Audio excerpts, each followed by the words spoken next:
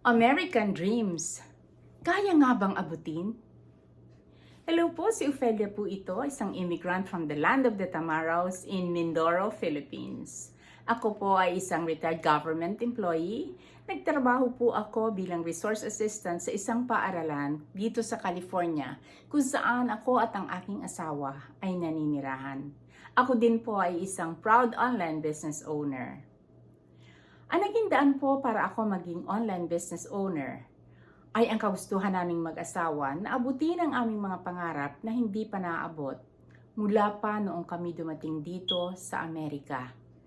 10 taon na po ang nakakalipas. Ang mga pangarap pong yun, gusto naming makatulong financially sa aming mga kamag-anak sa Pilipinas. Ang din namin na makapag-sponsor ng mga misyonero sa aming simbahan. Kami po ay mga retired na at nakapagpatapos na ng pagpapaaral sa aming mga anak. Subalit hindi po natapos doon ang aming mga pangarap at ang aming misyon sa buhay. Nais po namin makapag-travel para mabigyan ng magandang memories ang aming mga mahal sa buhay. Lalo tigit po, gusto naming makaipon para sa ganon, masecure ang aming years of retirement. Subalit dala po ng patuloy na pagtaas ng cost of living, ang amin pong maliit na pension ay sapat lamang sa mga pang-araw-araw naming gastos at sa aming mga bayarin. Wala po kaming financial capacity to help, nor travel or save. Sabi ko, kung ganito ng ganito ang takbo ng aming buhay, paano pa kaya namin maaabot ang aming mga pangarap?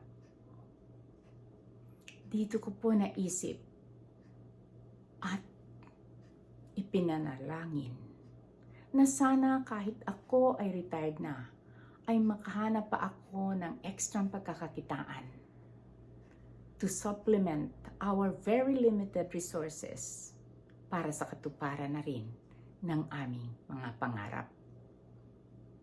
Isang araw po ako ay nasa aking cellphone. May nakita akong interview ng mag-asawang Filipino. Ibinabahagi nila ang mga benefits ng kanilang online business. Sila ay nakakapag-travel without having to worry about resources.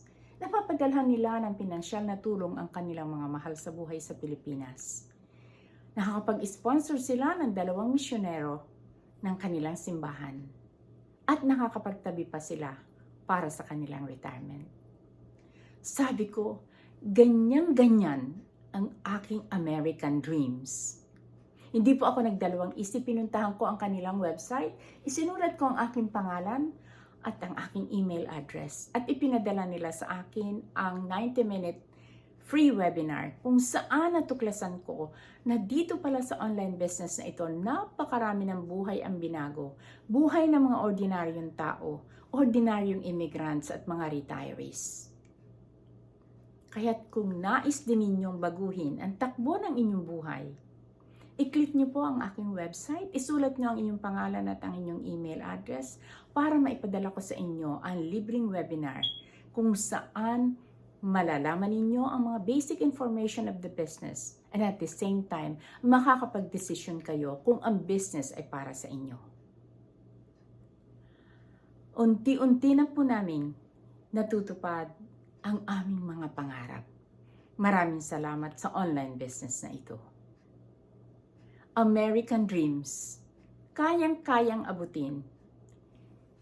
Click niyo po ang aking website. Let's do the business together. Thank you for watching. See you on the inside. God bless and bye.